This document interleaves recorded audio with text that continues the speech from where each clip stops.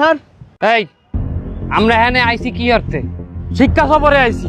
তা শিক্ষা সফরে আইয়া আমরা যে এত সুন্দর জায়গাটারে এরকম নোংরা বানাইলাম, এটা একটা দর্শনীয় স্থান।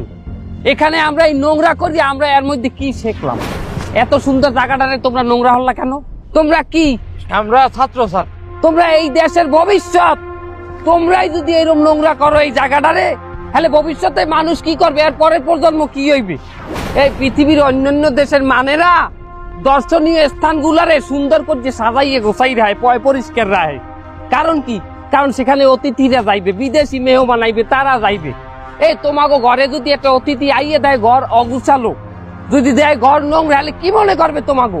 আমাকে যে এই যে দেশের দর্শনীয় স্থানগুলারে আমরা এইরকম নোংরা করে রাখি, এর মাধ্যমে বিদেশি অতিথিরা আসলে কি বলবে? হ্যাঁ, আমরা সভ্য না অসভ্য, কি বলবে কি তারা? সবাই মিলে এখন এই মাঠটারে সুন্দর করে পরিষ্কার করবি। আর কোনদিন কান ধরবি অদা করবি। আর কোনদিন কোন দর্শনীয় স্থান তো দূরের কথা, রাস্তাঘাটেও ময়লা ফেলা যাইবে না। চল চল, তুই এদিক যাই, সবাই এদিক যাই।